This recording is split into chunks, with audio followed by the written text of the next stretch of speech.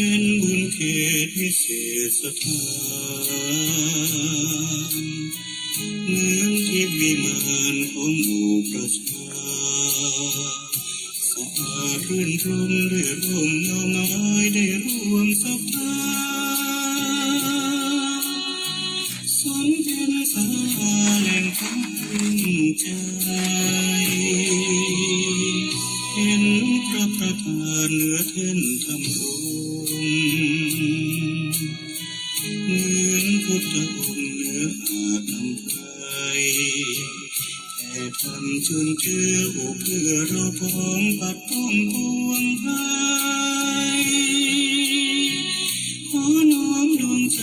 กราบไหว้วันทา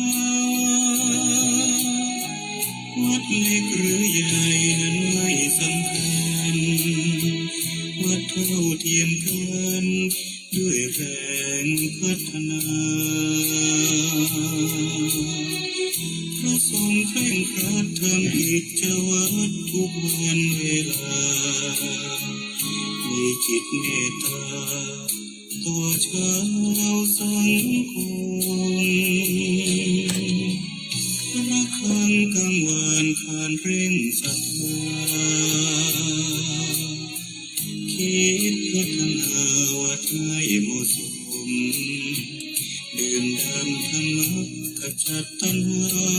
อย่าติดอารมณ์ขอเชิญชมสู่ร่มอาร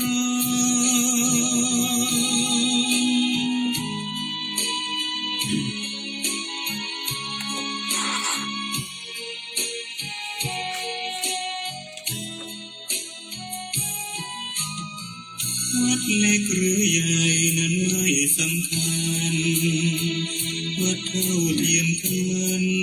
ด้วยแรงพัฒนาพระทรงเคร่งครัดทำกิจวัตรทุกวันเวลามีจิตเมตตาต่อชาวสังคม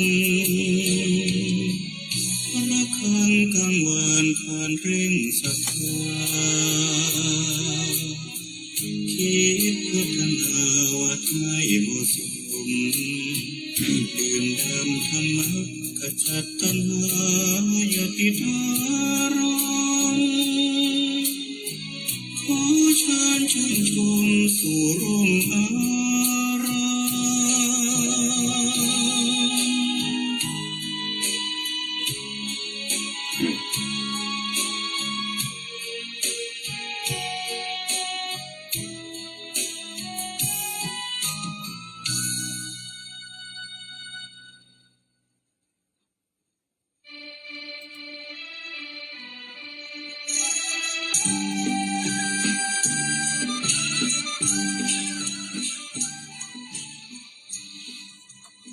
คนดี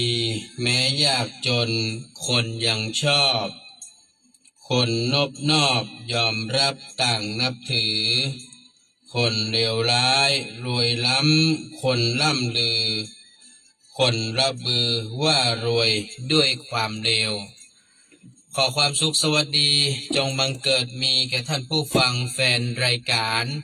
ฟังสบายสไตล์วุฒิชาติทางคลื่นสถานีวิทยุท้องถิ่นจังหวัดเชียงใหม่คลื่นพระพุทธศาสนา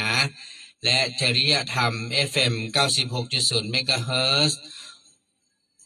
อุปถัมภ์โดยมูลนิธิพระบรมธาตุเจ้าดอยสุเทพมีพระเดชพระคุณหลวงพ่อพระธรรมเสนาบดีเจ้าอาวาสวัดพระบรมธาตุดอยสุเทพเจ้าคณะภาค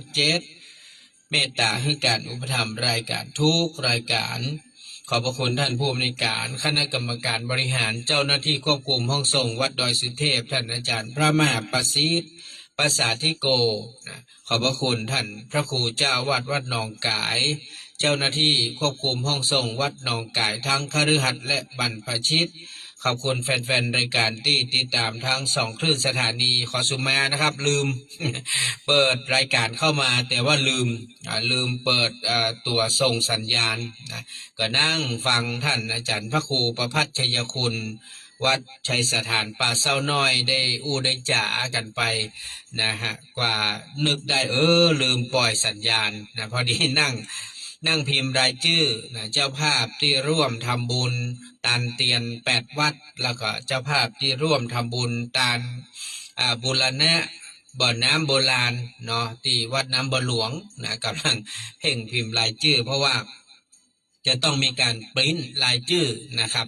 อย่างเจ้าภาพตานเตียนนี่ก็ จะต้องเอาใส่ซองเนาะเพราะมันมีปัจจัยที่เขาจะร่วมบุญตานเตียนกับน้ำกับไฟนะครับก็จะได้ใส่ซองให้เรียบร้อยนำถวายไปแต่ละวัดนะครับจำนวน8วัดด้วยกันแล้วก็ต้องขอบคุณนะครับตะวันนี้ก็ได้รับเมตตาแจ้งมาจากทางพี่ไอ้ ขชนดวงไทยพร้อมด้วยน้องนิดกับนกวันน้องจิรวันคุณยายุพินคุณนุชนาถดวงไทยบ้านหนองเขียวก็เมตตาร่วมบุญกองทุนผ้าป่าเพื่อที่จะได้เป็นกองทุนสงเคราะห์และก็นำไปสมทบสร้างกุฏิสงฆ์ที่อำเภอ แม่ลาน้อยเนาะซึ่งเขาจะได้ถวายทานผ้าป่าในวันเสาร์ที่26กรกฎาคมนะฮะอันนี้ก็ต้องขอบพระคุณนะครับแล้วก็ทางคุณยายสุภาอุปนันท์ เมตตาแจ้งร่วมบุญผ้าป่ากองทุนมา300 บาทแล้วก็เมื่อวานนี้แม่วิพัฒน์เงินถาก็อยู่แม่ปูคาสันกำแพงก็ได้โอนเงินมาให้เรียบร้อยละจำนวน300 บาทร่วมผ้าป่ากองทุน คุณน้องพัชรินทร์สุกันโทนะพร้อมด้วยครอบครัวก็ได้เมตตาโอนเงินทำบุญกองทุนมาเรียบร้อยละ500 บาท แล้วก็ต่อวันนี้แม่บันชื่นวรรณเลิศ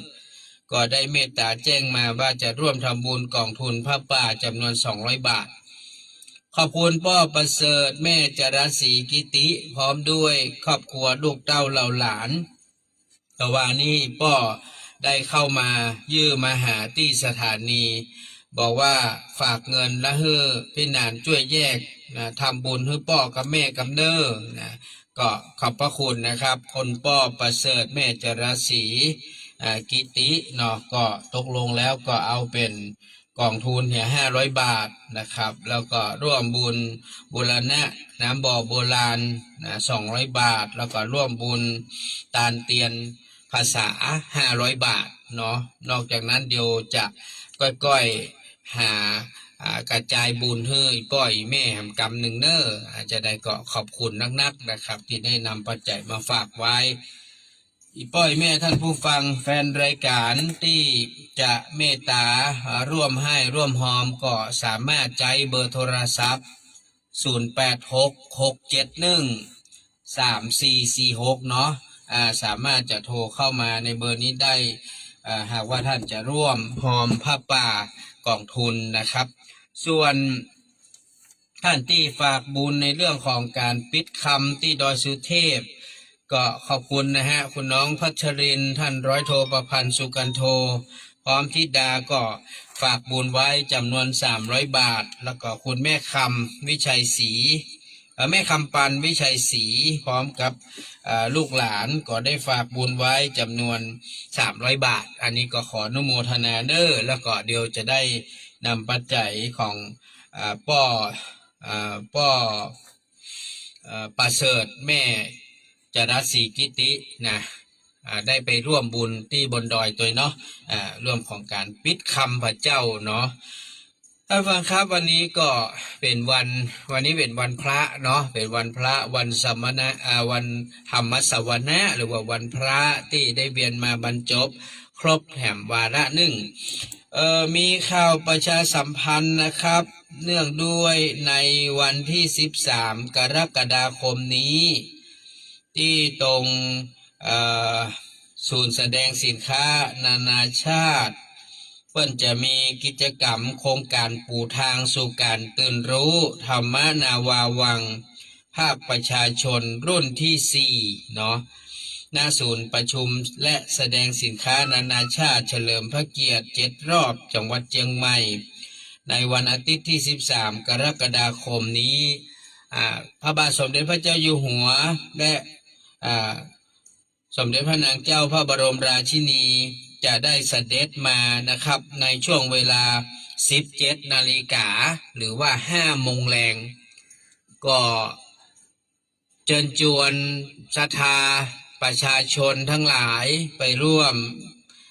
เข้าเฝ้ารับเสด็จนะทั้งสองพระองค์ได้เนอะที่ศูนย์แสดงสินค้านานาชาติเนาะอันนี้ในวันที่13 กรกฎาคมเวลา 17 นาฬิกาท่านจะเสด็จมาฉะนั้นก็แต่งตัวสุภาพกันแล้วกันอย่าลืมพกบัตรไปตัวเนอะสวัสดีครับฮัลโหลครับแม่อุ้ยว่าจะได้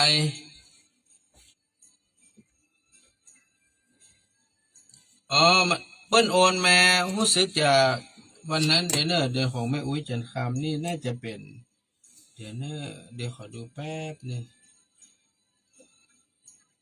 เออเดี๋ยวอยู่ไหนนี่เดี๋ยวสหาเดี๋ยวปานนั้นเปิ้ลโอนมา500 บาทนะ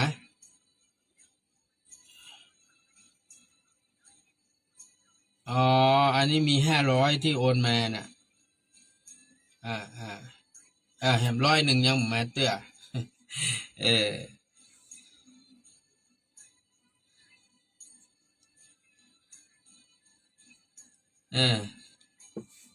อเจ้าได้เจ้าสาธุเนอะครับผมครับเดี๋ยวรอเปิ้ลเนาะไหมเนาะรอเปิ้ลโทรมาเปิ้ลโอนมาเนอะอนุโมทนาแม่อุ้ยจันคำแสงบุญตัวเนอะดังนั้นอันนี้ก็ ขอให้ท่านที่สนใจอยากจะไปร่วมเข้าเฝ้ารับเสด็จก็คือได้แต่งตัวสุภาพเนาะแต่งตัวสุภาพและที่สำคัญก็ต้องพกบัตรประชาชนไปตัวเนอะนะไม่ใช่ว่าไปแบบดุมๆไปไม่ได้นะเพราะว่ามันต้องมีการตรวจสอบนะผู้ที่จะเข้าไปในเขตพื้นที่นั้นจะเป็นพื้นที่ที่เปิ้ลต้อง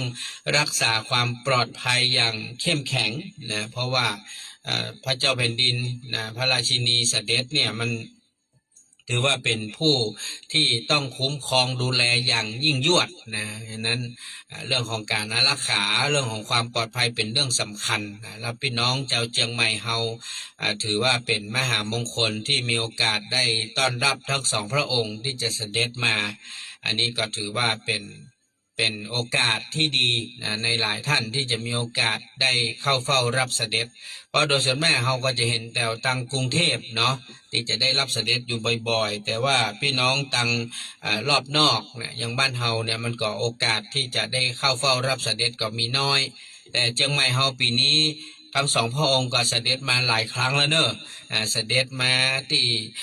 วัดเจดีย์หลวงเนาะที่วัดพระสิงห์เสด็จมา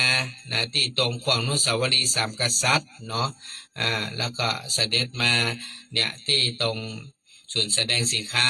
นานาชาติปีนี้ทั้งสองพระองค์เสด็จมาหลายครั้งแล้วเนอะที่เชียงใหม่บ้านเฮานี่ถือว่าเป็นมหากุศลอย่างยิ่งเนาะก็มาอู้จาเรื่องของธรรมะที่จะนำเสนอป้อยแม่ท่านผู้ฟังก่อนอื่นก็ต้องแจ้งเรื่องข่าวเรื่องของการปฏิบัติธรรมที่ดอยสุเทพก่อนเนอะเนื่องด้วยเปิ้นได้ทำเรื่องของขยายลานชมวิวเนาะเพิ่มเติมฉะนั้นก็มีการได้ตุบศาลานิมมานนรดีไปแล้วนะทั้งชั้นล่างชั้นบนเปิ้นก็จะตุบออกเพราะจะต้องตั้งเสาขึ้นมาใหม่นะเสาขึ้นมารองรับลานชมวิวก็คงจะใช้ระยะเวลาหลายเดือนอยู่นะคิดว่าน่าจะหลายเดือนฉะนั้นสถานที่ที่เราจะไปพักไปนอนไปปฏิบัติธรรมเนี่ยก็คงต้องหยุดไปก่อนแต่จะปาญาติธรรมไปร่วมกิจกรรมในวันสำคัญยกตัวอย่างเช่นในวันที่28 กรกฎาคมเขาจะใช้วิธีการขึ้นเจ้านะครับขึ้นประมาณ7 โมงปลายเนี่ย อาจจะไปที่ดอยสุเทพร่วมกิจกรรมก็คงจะลงมาเมื่อค่ำเมื่อแรงหรือตอนบ่ายถ้าเสร็จงานแล้วก็ลงนะครับแล้วก็หลังจากนั้นก็เดือนสิงหาก็วันแม่ก็จะไปร่วมกิจกรรมในภาคกลางวันเนาะไปเจ้าเย็นกับแล้วก็ในช่วงของวันเกิดหลวงพ่อก็เช่นเดียวกันช่วงของธันวานะก็เหมือนกันเนอะเขาก็จะไปร่วมกิจกรรมในช่วงเจ้าไปแรงปิกนะครับในช่วงนี้ก็คงต้องแก้ปัญหาไปก่อนเนาะเพราะเขาบ่มีที่ปฏิบัติหรือที่พักที่นอนก็อาจจะบ่ค่อยสะดวกนะครับถ้าไปตังลุ่มปุ่นพระเมสสทาก็จะขึ้นมาไหว้พระสวดมนต์บนลานพระธาตุยากนะมันก็จะไกลไปนะครับดังนั้นอันนี้ก็อู้ให้ฟังก่อนวันนี้ที่จะนำเสนอนะครับข้อคิดธรรมะกับท่านผู้ฟังว่าคนที่ดีแม้ยากจนคนยังชอบคนนบนอบยอมรับต่างนับถือคนเลวร้ายรวยล้ำคนล่ำลือคนละเบือว่ารวยด้วยความเลวอันนี้มันเป็นข้อคิดนะครับที่อยากจะนำเสนอว่าในทุกๆวันนี้เราจะเห็นได้ว่าบุคคลที่เป็นคนที่บ่ได้มีฐานะยศศักดิ์แล้วก็เปิ้นเป็นคนที่ดีนะเป็นคนที่มีศีลธรรมเป็นคนที่ทำประโยชน์เพื่อส่วนรวมหรือสละประโยชน์ส่วนตนเพื่อความสุขของคนส่วนมากเราก็จะเห็นได้มีจำนวนบ่น้อยเช่นเดียวกันนะครับเหมือนอย่างกรรมพระราชดำรัสของในหลวงรัชกาลที่9นะที่เราท่านทั้งหลายคงจะจำได้ว่าต้องให้คนดีนะปกครองคนไม่ดีท่านว่านะ ว่าหน่วยงานที่ไหน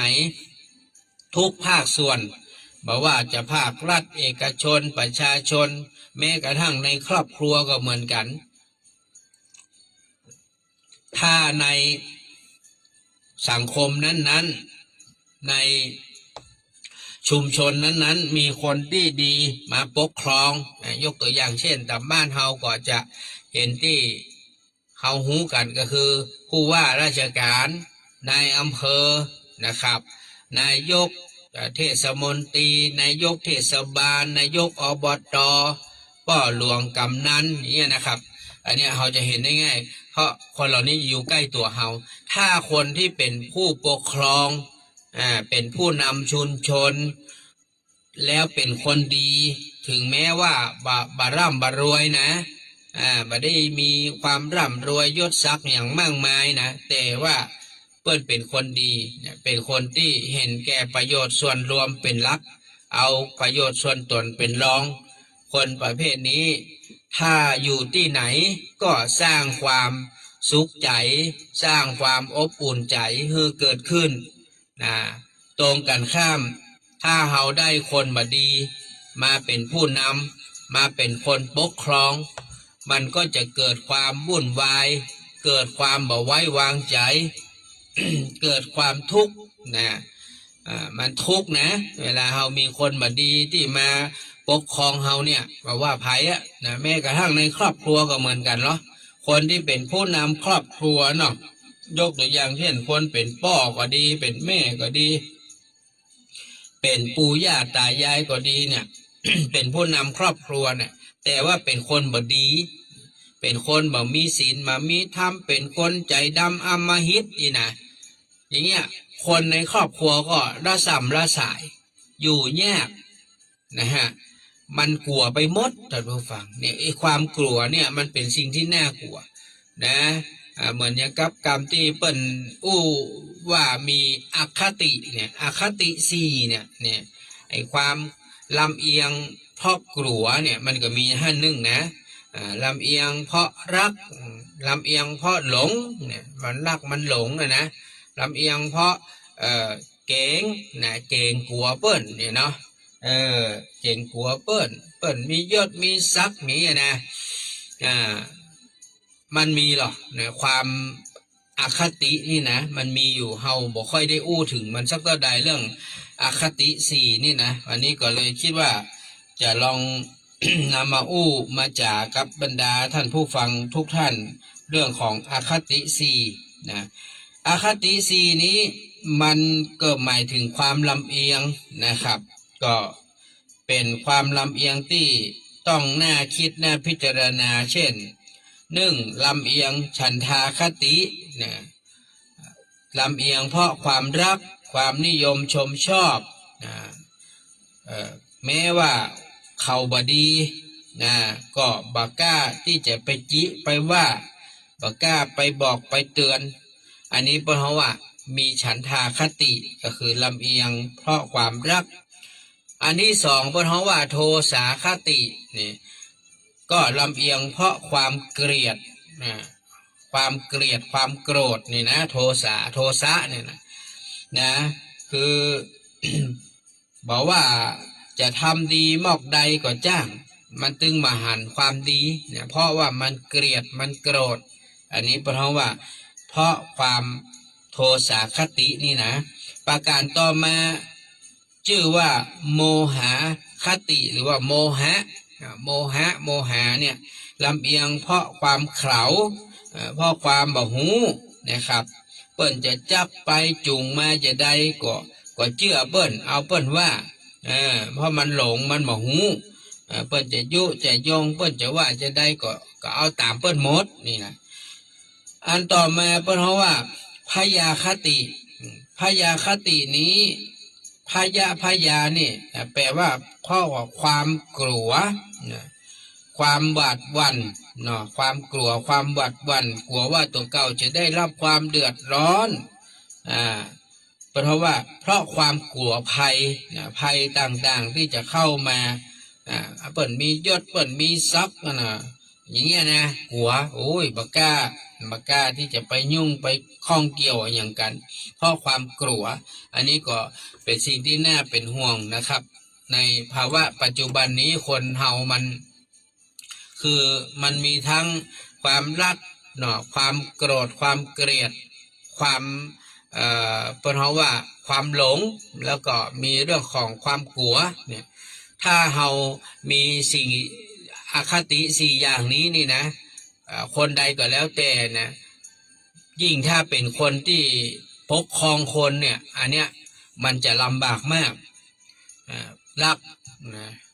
เกลียดโกรธหรือว่าหลงหรือว่ากลัวเนี่ยนะเอาง่ายๆนะรักเกลียดหลงและกลัวเนี่ยถ้ามันมีอคติสี่อย่างนี้นะในตัวของใครก็แล้วแต่โดยเฉพาะยิ่งคนที่เป็นผู้ปกครองเนี่ยอันนี้มันจะลำบากสำหรับผู้ที่อยู่ใต้การปกครองนะเฮาอยู่ใต้เขาเนี่ยบอกว่าเฮาจะเป็นคนในครอบครัวเขาก็แล้วแต่บอกว่าเขาจะเป็นลูกน้องเขานะมันก็ลำบากไปหมดท่านผู้ฟังเพราะว่าคนประเภทนี้เนี่ยเป็นคนที่มันบ่มีความยุติธรรมนะบ่มีความยุติธรรมมันบ่มีความเป็นตัวของตัวเก่านะอันนี้ชอบก็ไปอย่างอันนี้จังก็ไปอย่างอันนี้หลงก็ไปอย่างอันนี้กลัวก็ไปอย่างเนี่ยนั่นหมายความว่าคนเดียวแต่เลยมีอคติอยู่เต็มไปหมดเลยนะดังนั้นไปถึงบอกว่าทุกวันนี้เราจะพอไผจะเนี่ยอันหยังทำอันหยังบางทีเราก็จะไปฮื้ออคติเข้ามาครอบงำมากจนเกินไปอาจจะมีอยู่นะความถูกกดที่ครอบงำนี้นะแต่ว่าเราอย่าฮื้อมันเข้ามาลุกล้ำนะเฮาจนเกินไปจนกระทั่งเฮาบ่เป็นตัวของตัวเก่าอันนี้มันจะลำบากนะฮะฉะนั้นใครก็แล้วแต่ที่เป็นผู้ปกครองนะจะอยู่ในระดับไหนพื้นที่ใดก็คงต้องคิดต้องพิจารณาเพราะว่าเราอย่าลืมว่าการที่เราอาสาที่จะมาเป็นผู้นำอาสาที่จะมาเป็นผู้ปกครองคนอื่นเราต้องเป็นคนที่มีความเข้มแข็งมีความซื่อสัตย์สุจริตและก็ที่สำคัญต้องมีความยุติธรรมด้วยนะไม่ใช่ว่าโอ้อันนี้มันญาติเฮาหรอกนี่นะญาตินี่ทำคำว่าญาตินี่มันมีสองอย่างญาตินี่คือเพราะมันรักกันนะความรัก ญาตินี่มันต้องรักกันอยู่ละนะอันที่สองก็คือโอ้บ่ได้เนอะมันเป็นผู้รักผู้ใหญ่ที่เฮาเคารพนับถือนะเห็นไหมเก่งกัวเนี่ยรักโดยเก่งกัวโดยเนี่ยมันก็เลยตัดสินหรือทำอย่างที่อาจจะบ่ยุติธรรมเนี่ยมันจะเกิดขึ้นละมันก็จะทำให้คนทั้งหลายเข้าใจไปในทางที่บ่ดีนะก็คิดแต่ว่า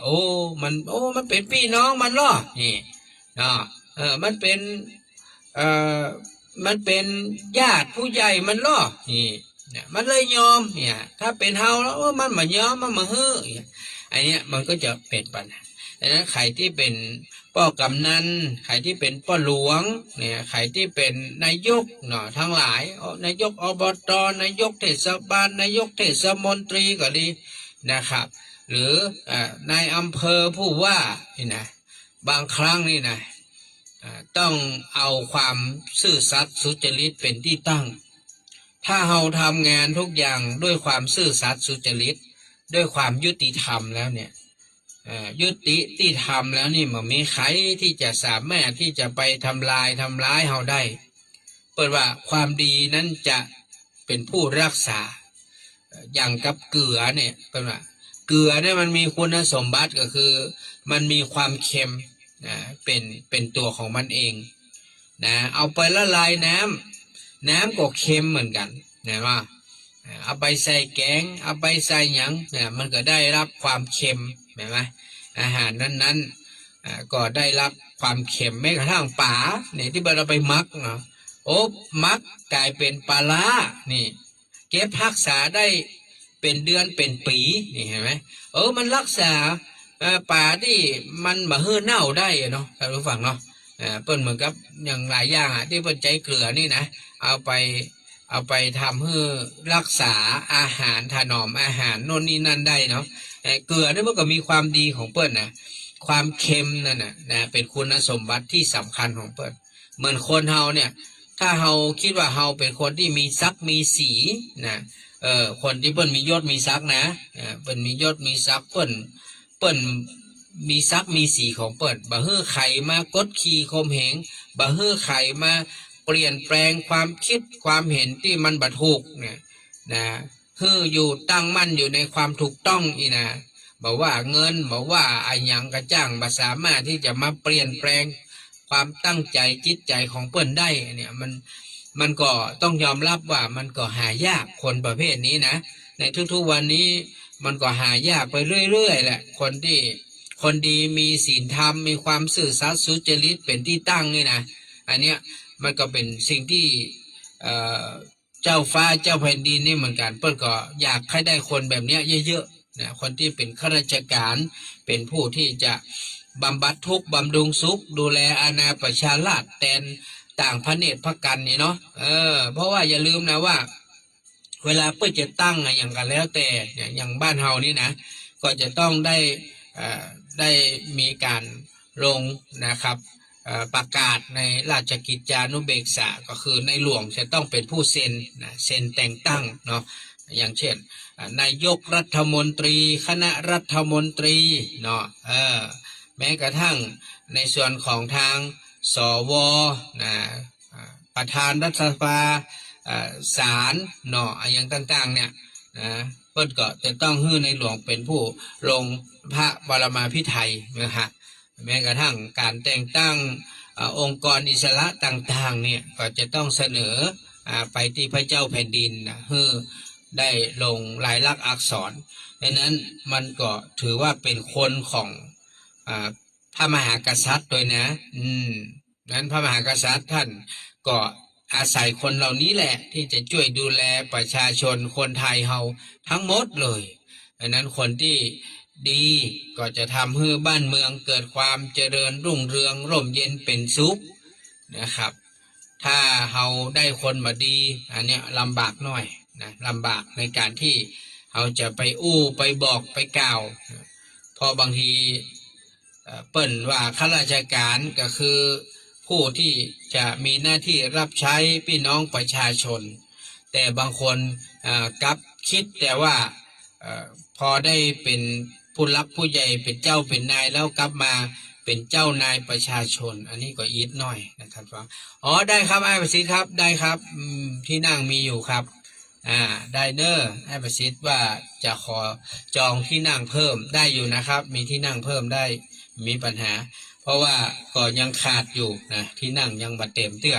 เนาะก็ขอบคุณนะไอ้ประสิทธิ์เนอร์จองเพิ่มอีก1ที่นั่งเพราะว่าผมเองก็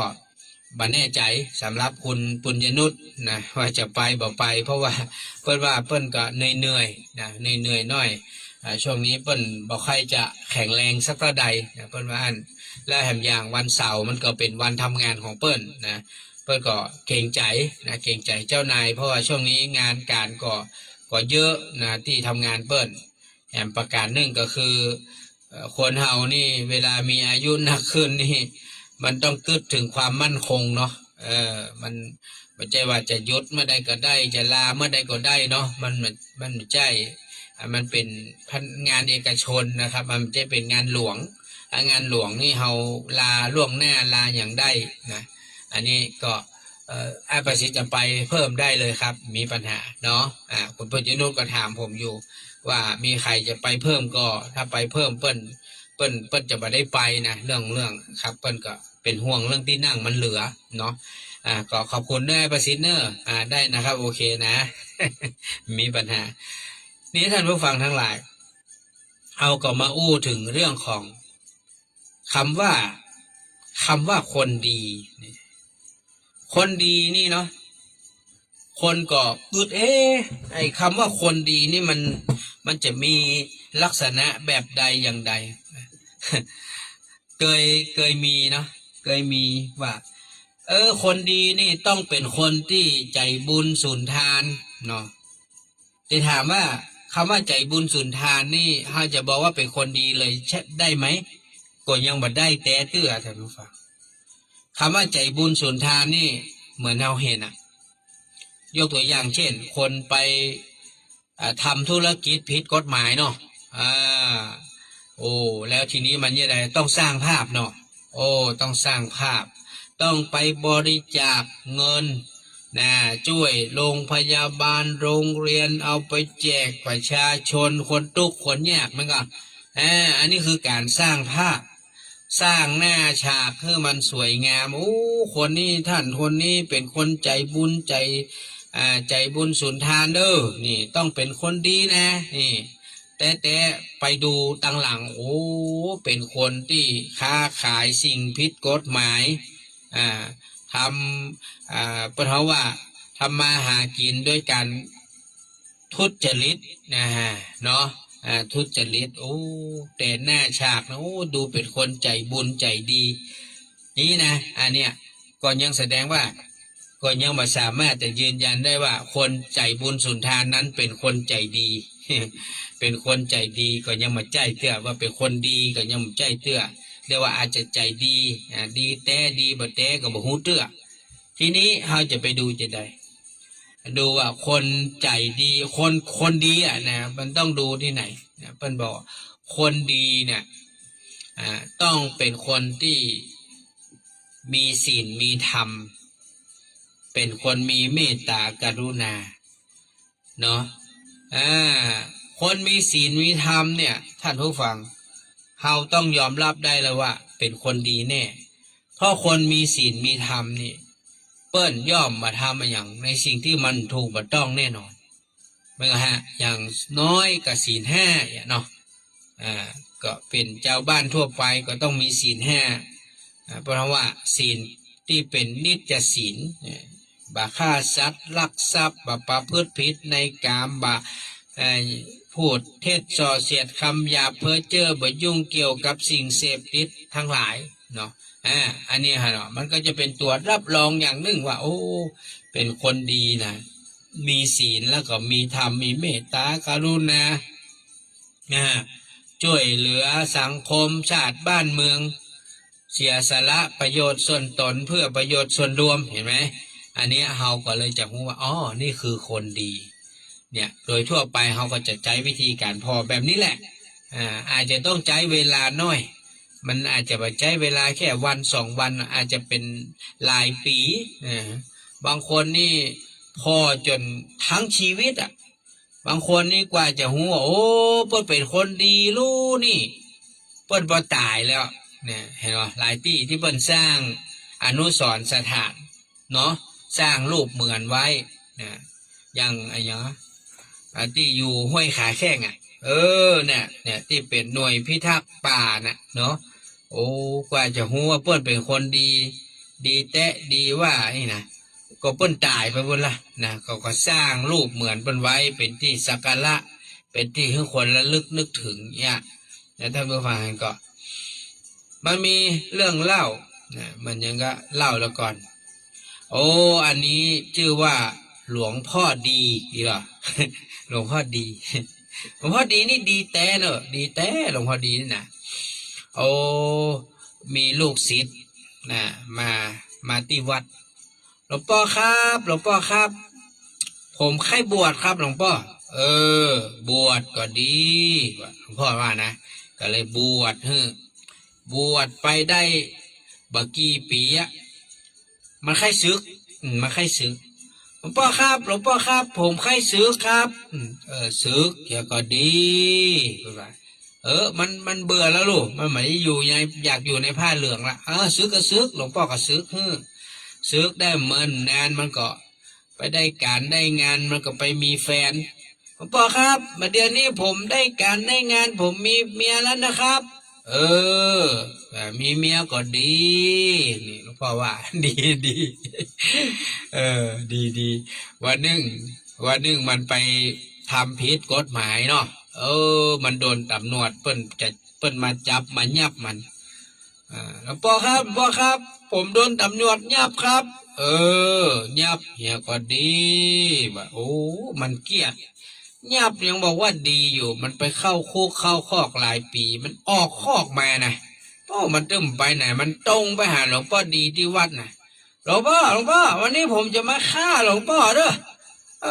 ไอ้ยังติดข้อก็ยังว่าดีอยู่จะฆ่าหลวงพ่อละฆ่าเฮียก็ดีว่ะฆ่ามันจะไปดีได้หลวงพ่อต้องตายเลยนะฆ่านี่นะนั่นน่ะกาถ้าฆ่าหลวงพ่อเฮียหลวงพ่อก็จะปนไปละกะเนาะมาต้องมาเตียวบินบาทมาต้องมาไหว้พระสวดมนต์มาต้องมาสอนคนมาต้องมาตุกกับกายสังขารอย่างสักอย่างแล้วตายไปก็ดีว่ะ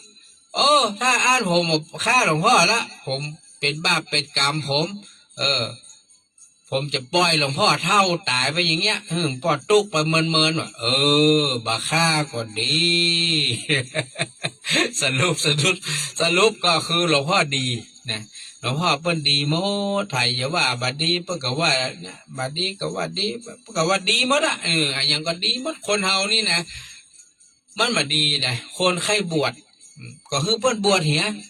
พอบวชไปเมินนานมันขี้ค้านเนาะมันขี้ค้านไหว้พระสวดมนต์ขี้ค้านบิณฑบาตขี้ค้านโน่นนั่นนี่มันก็ใครซึกก็ซึกก็ดีนี่มันไปมีการมีงานก็ดีมีการมีงานก็ดีมันมีครอบครัวมีเมียมีก็ดีแล้วเหรอเนาะมันก็มีครอบครัวก็ดีแล้วนะมันทำผิดกฎหมายมันยับมันจับมันก็ดีแล้วเหรอคนแบบนี้ก็เอาไปเข้าคอกเนี่ย สวัสดีครับ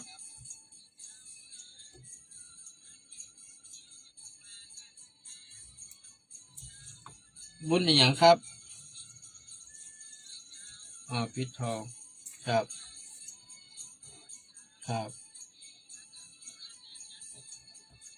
แม่บุญเพียรจักรวาลปิดคำ200นอแล้วก็ผ้าป่า200แล้วก็บ่อหลวง100จ้ะได้ครับได้ครับได้ครับขอบคุณครับเดี๋ยวเนอะโทรมาใหม่นะครับเนอะไผ่หูโทรมามันลดไปนะสอบสุมานะครับ โทรเข้ามาใหม่เนอะโทรเข้ามาใหม่ก็ขอบคุณนะครับแม่บุญเพียรจักรวาลได้ร่วมบุญกองทุนบอกว่า500 บาท200 บาทเนาะแล้วก็บูรณะบ่อน้ำโบราณ100แล้วก็ร่วมบุญ ปิดคำนะพระพุทธรูป200 บาทเนาะที่ดอยสุเทพก็อนุโมทนาเน้อแม่บุญเพียรจักรวาลนะเดี๋ยวพิมพ์ชื่อแม่ก็เน้อเดี๋ยวจะลืมแม่เพราะว่าพี่นานกำลังเร่งพิมพ์ชื่ออยู่นะตอนนี้นะครับพิมพ์ชื่อเจ้าภาพบูรณะนะเจ้าภาพเรื่องของการทำบุญในส่วนของ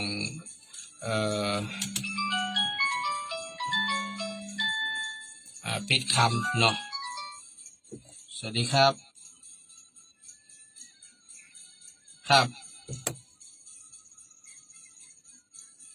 อ๋อยังเลยแม่ยังไม่มีเข้ามาตัวแม่ยังไม่ได้โอนตัวแม่ถ้าโอนแล้วเดี๋ยวก็มันจะเข้ามาก็จะหูละตอนนี้ยังไม่ได้โอนตัวครับมันเป็นยังแม่เดี๋ยวถ้าโอนเพิ่นถึงจะแจ้งตังไลน์พี่นานมาเพิ่นมีไลน์พี่นานอยู่แม่ไม่ต้องห่วงเดี๋ยวถ้าเพิ่นโอนเพิ่นจะแจ้งทางไลน์อนุโมทนาเนอะฉะนั้นเนี่ยถ้ารู้ฟังติดขอบก็ดีคนบดีเอามาไว้อย่างตังนอกมันสร้างความวุ่นวายเดือดร้อนให้คนอื่นเอาไปเข้าคอกเนี่ย พอหลังจากออกคอกมาจะมาฆ่ามาแกงกันก็ฆ่ามาฆ่ากับปล่อยมาฆ่ามันโคตรมันเกลียดฆ่ากับปล่อยมันฆ่าไป ฆ่าแล้วกับป้นตายเพราะกับป้นไปเนี่ยเนี่ยท่านผู้ฟังเห็นก่อนกล่าวว่าฆ่าแล้วกับป้นเนี่ยมันก็เป็นอย่างที่ดีอย่างหนึ่งนะสำหรับคนเฮาทุกวันนี้ว่าชีวิตคนเฮาเนี่ยมันก็ไม่ใช่ว่าสุขสบายนะมันใช่ว่าสุขสบายอยู่ทุกวันเนี่ยอยู่โอ้ยเนี่ยแต่ว่าวันไหนเนี่ยมีแฟนรายการแมสเสจมาบอกอู้พี่นันมาม่วนเนาะเป็นเจ็บเก้าเมาหัวเป็นไข้วะไข้หักเป็นไปไหนก็ไม่ได้เนี่ยเป็นตุกอยู่กับบ้านอยู่กับสลีที่นอนเนี่ยพี่นันทรมานเห็นไหมเจ็บป่วยบ่สบายจะไปก็บ่ไปจะอยู่ก็บ่อยู่ดีสบายเนี่ยมันก็ลำบากเนาะทุกอย่างท่านผู้ฟังการเสาะว่าหากินกันทำงานโอ้มันเหนื่อยไปหมดใครว่าเป็นมนุษย์สบายใช่ต่อให้เป็นคนรวยเด้อต่อให้เป็นคนมียศมีศักดิ์เด้อก็ไม่ใช่ว่าสบายนะมันยศศักดิ์เนี่ยมันมาพร้อมกับภาระหน้าที่เห็นไหมอาจารย์เจ้าคุณดร.อาทิตย์ได้อยู่ที่ไหนเห็นทุกวันเนี่ยแต่ก่อนนี้นะตอนที่ยังไม่ได้เป็นเจ้าคุณนี่นะยังสบายกว่านี้เนอะสบายกว่านี้ก็ไปมหาลัยอยู่วัดไปทำงานโน่นนี่นั่นเพราะว่าเปิ้ลมีหลายตำแหน่งเนาะเป็นเจ้าคณะตำบลตัวเนาะแล้วก็เป็นรองที่การบดีมจรเป็นผู้ช่วยเจ้าวาดดอยสุเทพนะฮะเปิ้ลก็ยังมีเวลานะทุกวันนี้ตั้งแต่เป็นเจ้าคุณนี่ต้องสนองงานโอ้บ่ได้พักได้อยู่เชียงใหม่บ้านเฮานี่นะถ้าใครจะมาหาท่านนะโทรก่อนเนอะ0867313668โทรถามเพื่อดีก่อนว่าท่านอยู่ไหม ไม่ใช่ว่าท่านถือเนื้อถือตัวบอกใครอยากให้ญาติโยมมาหามาเจอไม่ใช่นะท่านงานเยอะเนี่ยทุกวันเนี่ยยังอาทิตย์หนึ่งได้มาจัดรายการแค่วันเดียวค่ะนะจันทร์อังคารพุธได้จัดแค่วันเดียวค่ะนอกนั้นไม่ได้จัดละเนี่ยเพื่อไปนานแตนเห็นไหมเนี่ยทุกวันนี้ถ้าผมเห็นท่านแล้วผมก็อินดูเหมือนกันท่านได้อยู่ได้ยังเดี๋ยวก็ล่นไปทำงานในหน้าที่ที่ได้รับมอบหมายที่เป็นเจ้าคุณของมหาลัยทำงานเป็นรองที่การบดีแถมทำงานในตำแหน่งเจ้าคณะตำบลแถมผู้ช่วยเจ้าวาดดอยสุเทพแถมตำแหน่งโน้นตำแหน่งนี้โอ้ยมันมาเนี่ยฮันก็เป็นว่ายศศักดิ์มันมาพร้อมกับภาระหน้าที่อย่างเฮาธรรมดาเนี่ยสบายท่านผู้ฟังอย่างพี่นานทุกวันนี้นะเฮามีตำแหน่งหรอเนาะเฮาก็เป็นแค่เจ้าหน้าที่ควบคุมเหียเป็นคนจัดรายการเหียเฮาต้องแบกภาระอย่างมีหน้าที่เนี่ยนะในสถานีนะเฮาเป็นเจ้าที่ควบคุมการออกอากาศห้องส่งวัดอินทรีย์ขินเนี่ยแล้วเฮาก็เป็นนักจัดรายการเนี่ยมันก็ไม่ได้มีอย่างมากมายใช่ไหมฮะเหมือนเตือนผอคณะกรรมการจะมอบหมายคือไปทำโน่นทำนี่เตือนแต่งานที่เขาต้องสนองมากมายนั่นก็คืองานของมูลนิธิของวัดดอยสุเทพเนี่ยที่เขาต้องสนองงานอันนี้ก็เป็น ภาระหน้าที่ที่เราต้องช่วยต้องรับผิดชอบนะโดยเฉพาะยิ่งถ้าพระเดชพระคุณหลวงพ่อท่านมีบัญชามามอบหมายมาก็ต้องปฏิบัตินะฮะขอบคุณเนอไอ้ประสิทธิ์เนอที่ได้โอนกล้าเดินทางเพิ่มเติมมาอีก500 บาทฉะนั้นผมถึงบอกว่าทุกอย่างมันมีภาระหน้าที่ก็คือต้องแลกอีกประการหนึ่งก็คือเรื่องของความมีฐานะอันนี้ก็ลำบากเหมือนกันคนร่ำคนรวยไม่ใช่ว่ามันลำบากท่านผู้ฟังสิ่งนี้จะได้ฐานะความร่ำรวยนั้นมันคงที่คงทนเนาะมันกำคอนะท่านผู้ฟังเข้าใจก่อนยศศักดิ์กับกำคอ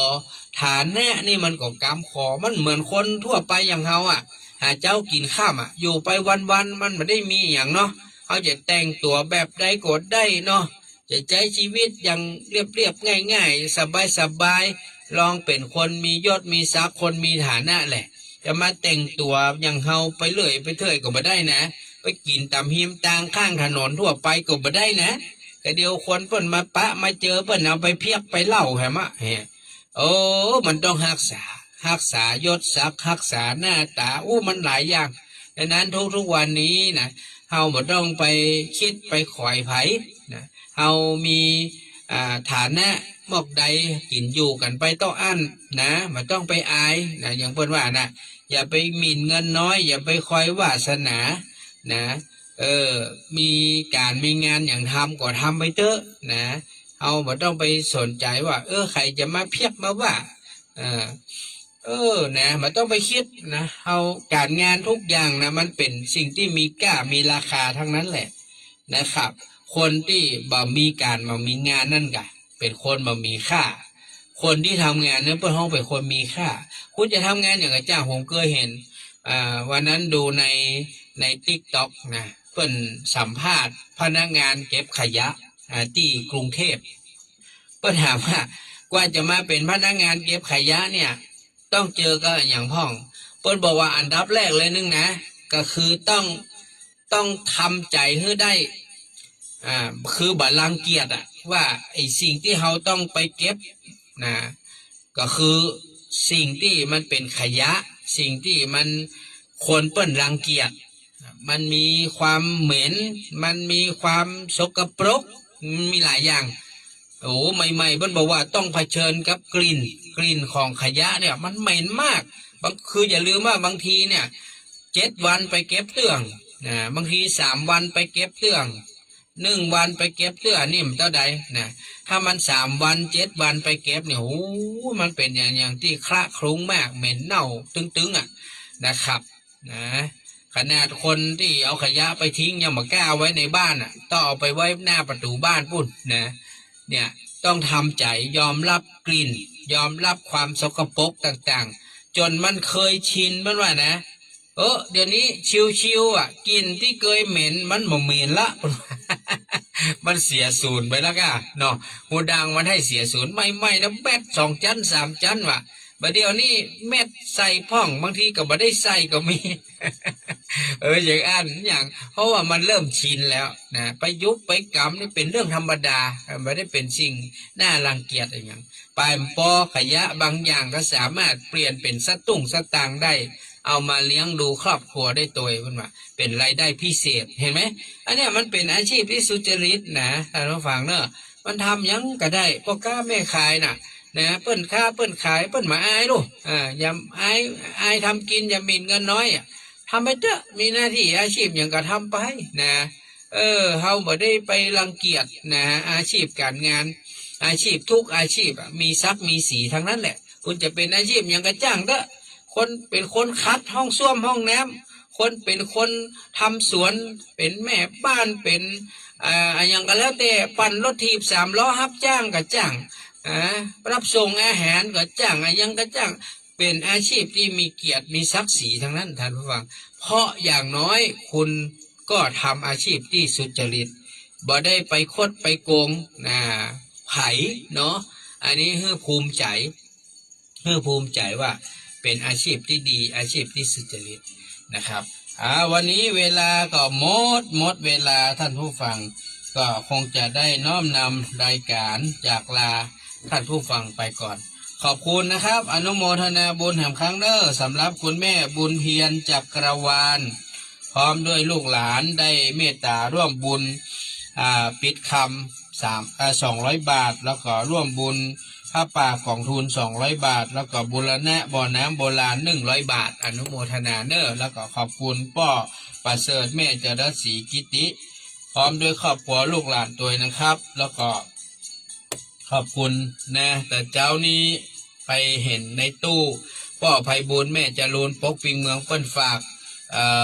ทำบุญกับเบื้อง5 แผ่นเนาะ100 บาทนะเอาไว้เจอท่านอาจารย์เจ้าคุณและจะมอบเพื่อเนอวันนี้หมดเวลาต้องนำรายการจากลาท่านผู้ฟังไปก่อนแล้วก็บัดนี้ลืมนะครับเสาร์9นี้วันติดเนาะใครมีโอกาสเชิญชวนไปร่วมงานที่วัดดอยสุเทพได้เนอเพื่อจะมีเบิกเนตรพระเจ้ามีร่วมบุญปิดคำพระเจ้าร่วมบุญสะเดาะเคราะห์สืบชะตาแบบล้านนานะแล้วก็ในการนี้ก็จะเป็นวันคล้ายวันเกิดของท่านพระเจ้ามิ้นเฮาตยเนาะก็วันที่29 มิถุนายนที่จะถึงนี้ตั้งแต่9 โมงจนถึงเที่ยงเชิญชวนที่วัดดอยสุเทพวันนี้ลาไปก่อนครับสวัสดีครับ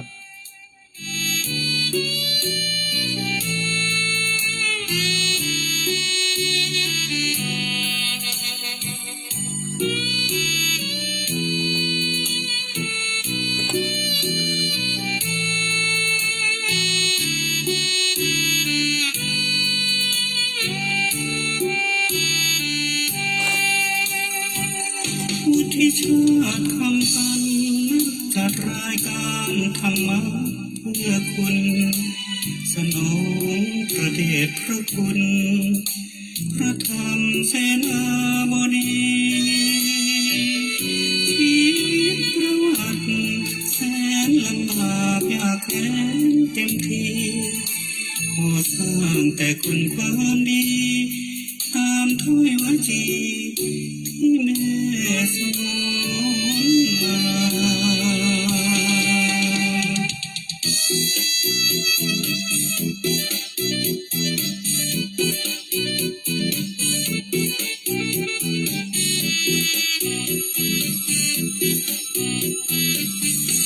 จะขอสาธุยกลิขิตเรื่องชีวิตอันมีแก่นสารของชายหนุ่มนักจัดรายการวุฒิชาติคำปันมาสวัสยาตั้งแต่เกิดมากำพร้าพ่อเหมือนเรือขาดโถแม่ต้องพายหนีความจนจากแม่สายย้ายมาอยู่บ้านทำเชียงดาวแม่พร่ำสอนให้อดทนสู้ดิ้นรนกับพี่สาวแม่พ่อใหม่